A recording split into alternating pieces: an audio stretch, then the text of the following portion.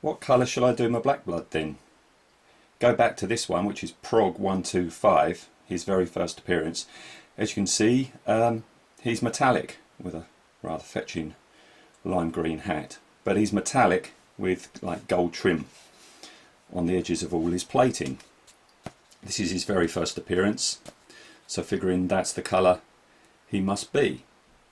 Of course, at this time in the prog, the ABC Warriors was in the centre pages, so the first two pages were colour, but he doesn't really appear that much on those first two pages. So this is how he was to begin with. A little bit further along the line, he makes another cover appearance, and this time he's starting to look the green that most people remember him as. But I'm thinking again, he's got the lime green hat on, and I'm thinking this green tinting to his face is more a colourist's way of attempting a metallic colour. I don't know why. Maybe they couldn't do metallic colours, so you know this greeny tint is meant to infer that. So at this point, which is Prog 130, I'm guessing he's still metallic. But you go forward only a couple of issues, and he is in the centre pages, and now he's a lovely light blue. So anyway, we've got metallic-y green, blue. But it wasn't long, especially when the full colour, you know, Kevin Walker artwork came along, that we start getting the green that I guess most people remember him as being, and this is the colour that I like best. Okay, particularly this shade of almost like a Thunderbird 2 shade of green.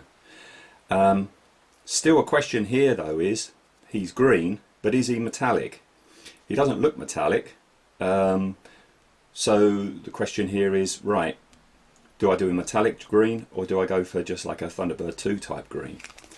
The last image I've got to show you, and this is from Chronicles of Chaos, here he's definitely metallic, but now he's become almost, you know, a blue-green, very, very light.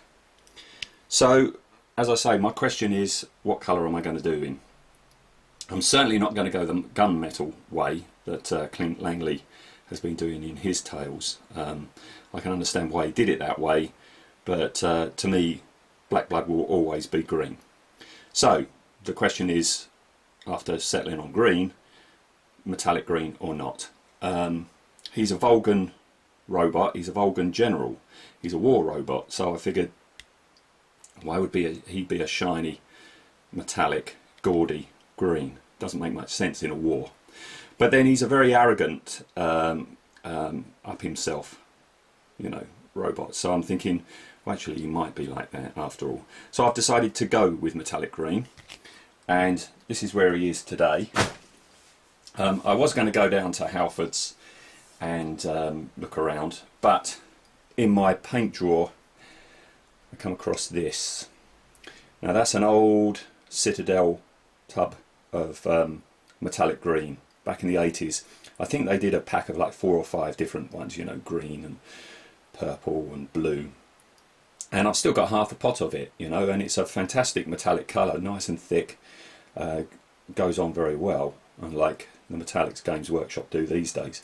So I decided to use that because A, I'm skint at the moment, and B, I can mix that with black for my shading. So put on a coat of that colour, and this is what he looks like this morning. Okay, as I say, put him on, so there he is metallic, and then what I've done is I've mixed up some of the green with black just to accentuate all the ribbing everywhere. As you can see, I've stuck the 2 arms on now. I've also painted the gun, and just like Joe Pineapple's, kept that really dark and brutal looking, and in no way a distraction from the actual figure. I didn't want the gun being, you know, distracting the eye from the figure.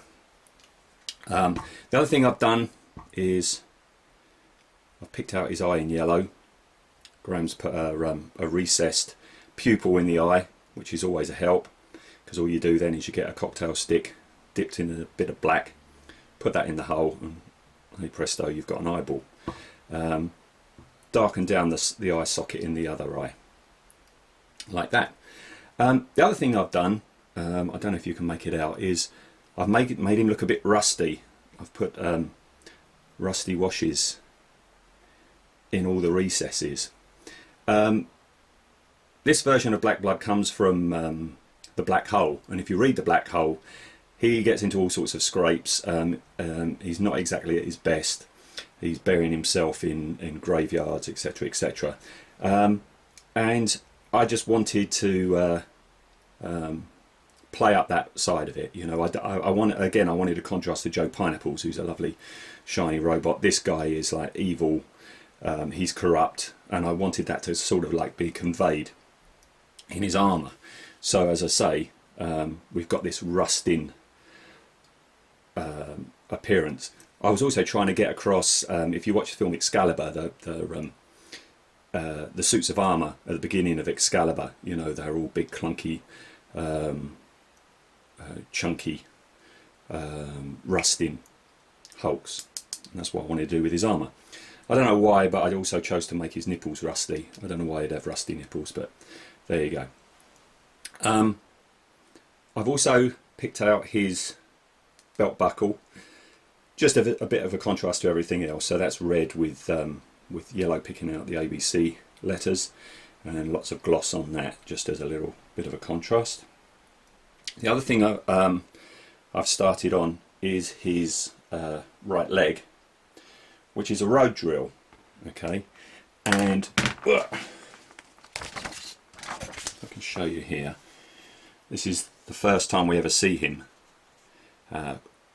with the road drill for a leg, okay, which he reckons he got from a tube gang. So that's a road drill from this tube gang.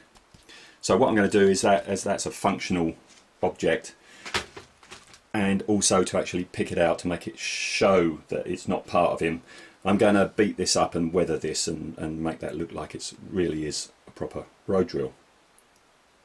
You can also see I've stuck in the bottom jaw. I haven't put any of the rust on there yet. I've just picked out the panels. Before I could do that, I've just painted inside the inside bits of his cowling off of his hat. But we'll come to that and the colour, the reason for that colour in the next bit.